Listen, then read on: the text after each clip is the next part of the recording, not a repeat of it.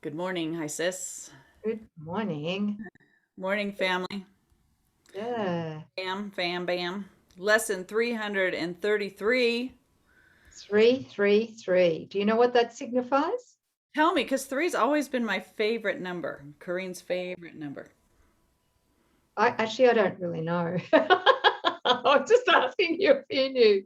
I think three is the number for creativity. I'm not sure, but Really? so if you've got three threes, Okay. wow, Must be something powerful. good here. There's got to be something in forgiveness. Yeah, well, three, I'm hearing the three is the Trinity. Okay, thank you. Yes, the three is the Trinity. We're going for that. Okay. It's for wholeness. Oh, Yeah. there you go. That's That it. for the mind that has no idea what it's talking about, but I'm sticking with it. Okay, here we go. Are you ready? Yeah. Forgiveness ends the dream of conflict here. Forgiveness ends the dream of conflict here. All right, here we go. Conflict must be resolved.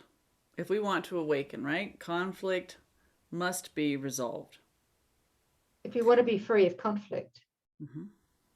And the split mind is a state of conflict. It's I am a body and I am separate self, or I am the Christ, one with all of creation at home in God. You cannot possibly be both. So the mind that believes that it is mythical me and a body is split, it's sick, and it's in conflict. It's actually at war with itself. So there's conflict.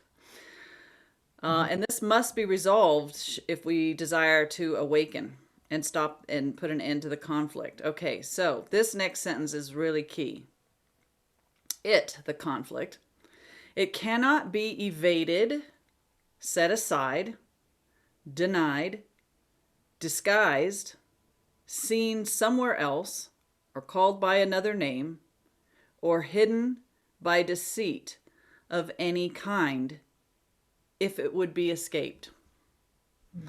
And I just want to stop for a moment because he's giving us a beautiful list of the ways in which we protect this conflict. This is the way we protect the idea that we're mythical me. Because if we knew that the conflict is within the mind, it would be very close to the source of healing, which is in our mind, the Holy Spirit. So these are the ways that we take this um, unpopular conflict, or it's what's the word? It was unconscious, really. Yeah, it's Most of it's unconscious. unconscious. Yeah. Yeah, and it's the way that we keep it unconscious by deflecting it, by doing something with it, moving it away from the mind. So here's a list of how we evade or we set it aside. We outright deny Mhm. the conflict in our mind. We disguise it as COVID or politics or the jerk at work or lack of funds, right? Mhm. Seen somewhere else, I don't know, a brother, maybe, a family member, called by another name. Let's call it disease. Let's call it the common cold, Mhm. or hidden by deceit of any kind if it would be escaped. So it's beautiful to look at how we protect the mythical me and protect the fear in the mind that fuels this mythical me. So he's giving us some strong clues here. It must be seen exactly as it is. The conflict must be seen exactly as it is, where it is thought to be, in the reality which has been given it by us, and with the purpose that the mind accorded it to safeguard the belief in separation. Mm. For only then, only by seeing it where it truly is, for only then are its defenses lifted and the truth can shine upon it as it disappears. That's the forgiving ourselves for our illusions and accepting the atonement. That's I am not mythical me. I forgive the wish for separation. I accept myself as I really am, one with my brothers, one in God. Okay, so here's the prayer.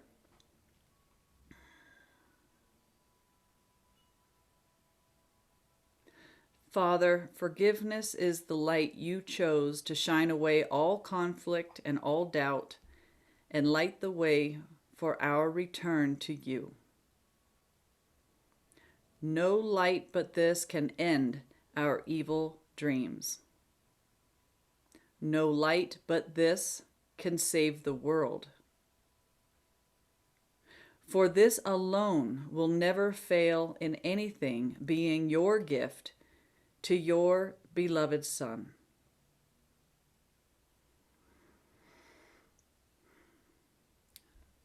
So only God's answer is the answer that will end the conflict. And notice the millions of ways the ego would have us try to end the conflict.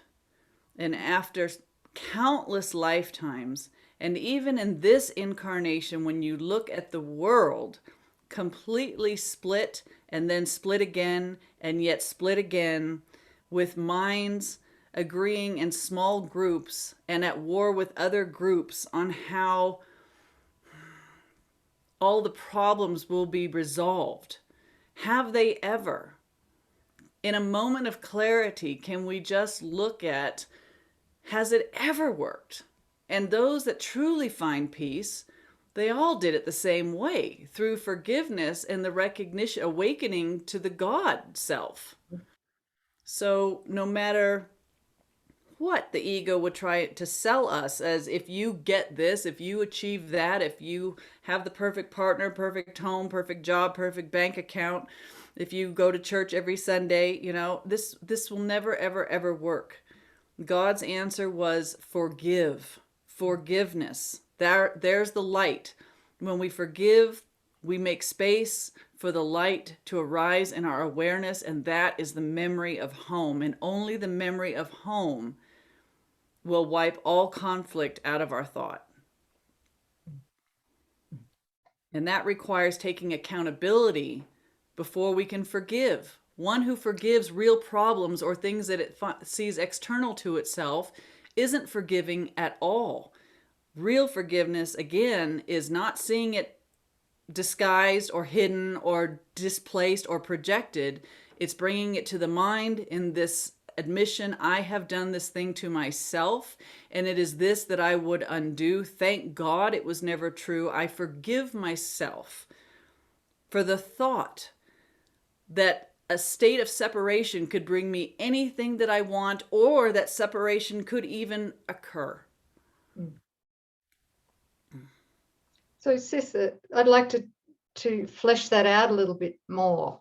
Yes, please. Because it's just so helpful, and something that I've seen fairly recently, or we both seen, you and I have seen this fairly recently, but it doesn't seem to be a popular teaching in course circles at the moment, although maybe it will increase. The popularity of this teaching will increase in time as the fear of love decreases. Yeah. Mm-hmm. But what I've seen recently is that our forgiveness practice really won't become totally anchored, grounded in our being, and until we actually forgive our mistaken belief in two totally irreconcilable belief systems, but both love and fear, mm-hmm. Mm-hmm. and both God and the ego, right? Because while we believe that both are real, we're also going to give both of them equal power in our mind. Yeah. Yes. We're going to give them equal power in our mind. And in my experience, my own forgiveness process didn't really accelerate until I took this fact in. Yeah. Yeah. And just to drive this one home is a couple of quotes here and this one's from lesson 152, paragraph 3. Salvation is the recognition that the truth is true and nothing else is true. Okay. This you have heard before, but may not yet accept both parts of it. Truth is true and nothing else is true. Without the first, the truth is true. The second, nothing else is true, has no meaning. Does that make sense? Perfect. Right? But without the second, which is nothing else is true, is the first no longer true, that the truth is true. Right? Something has to be true. Yeah. Truth is true. So Yes. truth cannot have an opposite, and this cannot be too often said and thought about. For if what is not true, the news, conflict, attack, and death, we see it in the news, right? For if what is not true is true, as well as what is true, which is love, right? Health, everything else, then part of truth is false. And truth has lost its meaning. Nothing but the truth is true. Yes. And what is false is false. That's right. That's it, right? Yeah. That's it right there. And this next one, it's from chapter 7, section 6. If truth is total, and it is, then the untrue cannot exist. That means the untrue that the ego sends our five physical senses to see out there in the world and feel in the body, in the past, in others, is not true. The untrue cannot exist. Right. Commitment to either must be total, to truth or untruth. They cannot coexist in your mind without splitting it. If they cannot coexist in peace, and if you want peace, you must give up the idea of conflict entirely and for all time. This requires vigilance only as long as you do not recognize what is true. That's the key. Yes. Recognizing what is true, right? While you believe that two totally contradictory thought systems share truth, God and the ego, or love and fear, your need for vigilance is apparent.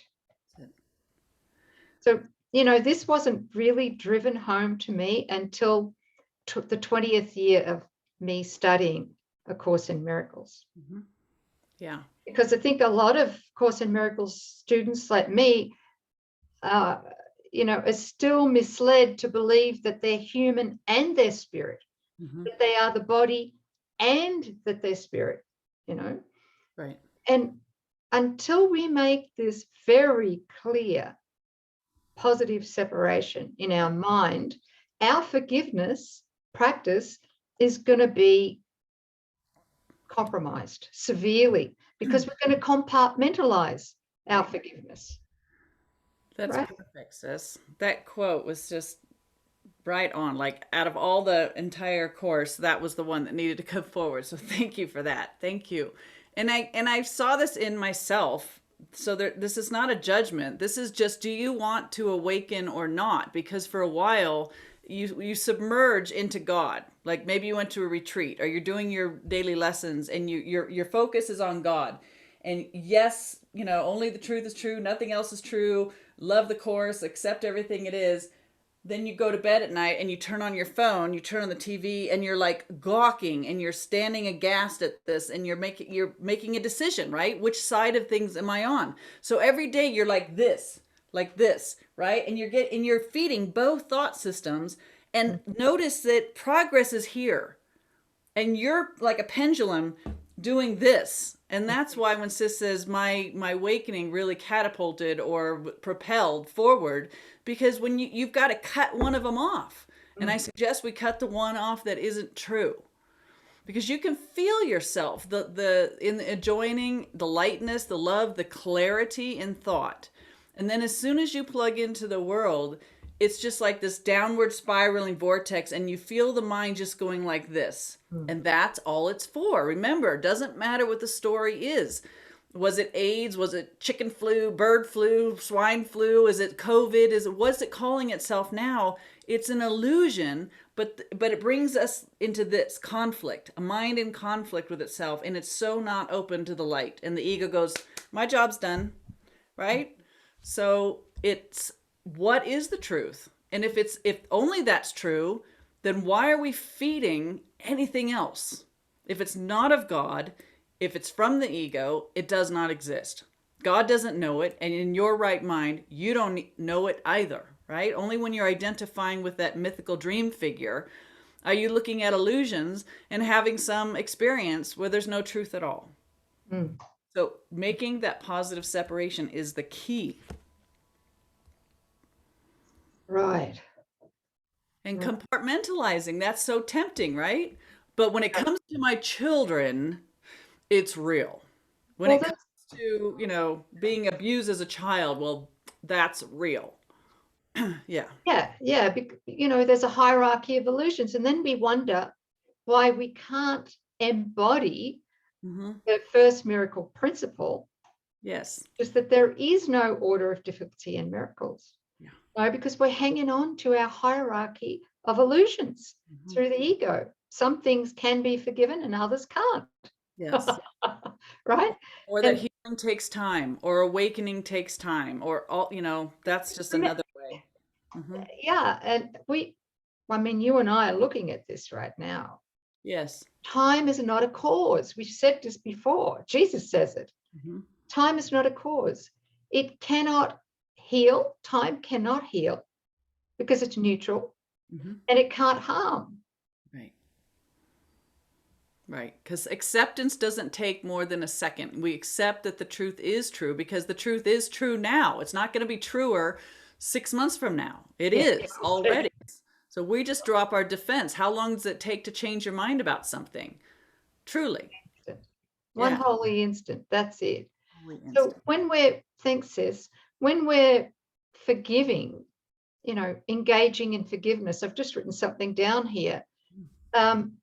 I think the most important thing in true forgiveness is to learn to genuinely forgive ourselves for having desired separation. That's the key. That's the nucleus of every single forgiveness opportunity that we've been given, or we give ourselves, right? Yes. So we learn to genuinely forgive ourselves for having desired separation. That needs to be recognized. I must have desired this. All right. And so I acknowledge that this particular problem, wherever it is, it might be in the body, it might be in a child, or a relationship, it could be in the past, abuse, in the world as the news, whatever, a war, whatever. I acknowledge that this problem could not have occurred unless I had unconsciously desired it. Right. Why did I desire it? Again, to prove the separation.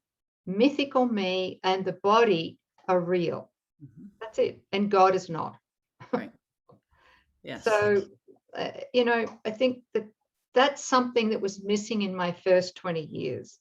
Because as I said before, I really did believe I was forgiving my mother and the other people in my lives. And it's not about forgiving them. It's about forgiving ourselves for having desired separation in the first place, right? The conflict that was in your mind at that time was being denied and seen somewhere else and called by another name. So it's not in me, it's in my mother out there because she's unfairly treating me. I'm being unfairly treated. And that's why I'm in conflict. Right. It's not about me, it's about her. See how that works? Calling it a different name or just outright denying the conflict in our mind. There's so many ways in which we do that, but that's a perfect example. I don't want to see that what I'm seeing in my mother is actually in my mind, And it's actually the seeming result of the belief in separation. And the only way to resolve this conflict is to understand what's happening and to completely forgive it, so that the light arises in my awareness and I know that the truth is true and nothing else is true. I have to know that. When I know it, conflict disappears because I no longer want it. Yeah. And this does require the recognition that any time we've perceived that we've been unfairly treated, any and every time, yeah, it is because it's not because somebody or something has done something to us, Right. Independently or apart from our own mind. I mean, this is big, right? We have to recognize and accept that it's all coming from our desire for separation, our unconscious desire. Yes. The separation. I mean, how big is that? Are we willing to do that? And the ego will rage at making you feel unfairly treated. It'll use self-justification as a means to make sure it's always projected out there. It does not want you to bring it in there. And you will feel so justified in your version of events. But take the brother or the situation out of it, out of the picture completely, and just know it's all within your thought. You've placed the brother in your mind. You're hearing him say or do things that you want him to do or to say so that you can keep that conflict going seemingly externally. And it's vicious in its defense against it. But when we really are sick of it and we really want to forgive it, we can bring that all in, like I did the other day, where you just go, this is only occurring as a loop in my mind. And if I want Coreen, I'm going to feed the loop. I'm going to make illusions real for myself. And I'm going to feed them with my belief. No more, right? I'm going to forgive this whole thing. Now that I've seen it, hand it over. I don't want this. I don't want the conflict. I don't want the suffering that it brings. Holy Spirit, look upon this with me. Take it and heal my mind, knowing full well Coreen is no part of the solution. We cannot be part of the solution. The one that made it is not designed or wired to be able to truly forgive it and transcend it. It's still part of that loop. The ego stays within the ego. We come out. Yeah. Yeah. Yeah. Very good, sis. So huge, this subject, isn't it? It really is. And I think I felt the switch, we are all ready to see this, that we're protecting it by, when the trigger comes, it's because we want it, and it protects us and our mind from awakening because we still think there's something in separation that we want. Yeah. And these are the ways we protect it, by evading it or calling it another name or hiding it in some other form of deceit. It says you can't do it. You have to see the conflict where it is in my mind. Take accountability. This is my desire. But also know that you can forgive it. And that's the only way to get rid of it, not to get on some other path and start trying to resolve it. That's the I know mind and the doer. It's trying to make up for the things that it made, trying to solve its own problem. Can't do it. He says there's one answer. Only God's answer is going to work, and that's forgiveness. Forgiveness, forgiveness, forgiveness. So sis, I feel that for many of us, journaling the forgiveness process on those particularly difficult forgiveness opportunities, those ones that we just can't seem to forgive, and the ones that keep repeating themselves, maybe to journal about that and to go in deeper and to ask why we want it. Why do we want to keep projecting our unconscious desire for separation? What's the payoff? Exactly. That's it. We want to know, why do I keep bringing this to myself? When people come to me now and go, this is happening, I just get curious. Like, I wonder why you're bringing that event into your experience? Why are you calling that into you? And there's zero judgment. It's like curiosity.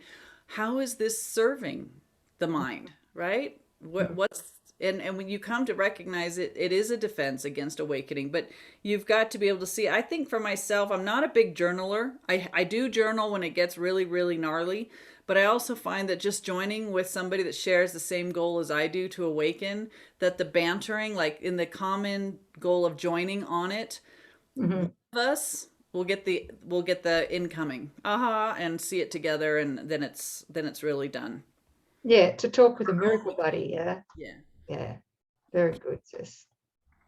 So Yeah. either way, but yeah, yeah. And forgiveness becomes pretty quick after a while. It's not like this big process. Mhm. Yeah. Good. Um, Good. fantastic quote, sis. Maybe you might want to, I think, can we include that quote that you read? Yeah, which one? If truth is totally untrue, cannot exist, Yeah. or both, or what?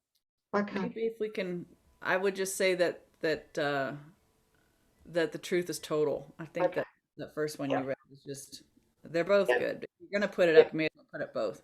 I'll put it up. I'll ask Mwanga to Okay. put it up in the YouTube, Yeah. just under the video. Yeah. Yeah, we can't read that enough. Okay. Quote. Uh, or okay. Yeah. Well, that was a great unpacking of forgiveness. I think so. I think we're really looking at it from every angle. Yeah. Yeah. Yeah. Has to be resolved, and forgiveness is the way. Mhm. All right. Forgiveness ends the dream of conflict here. Lesson 333.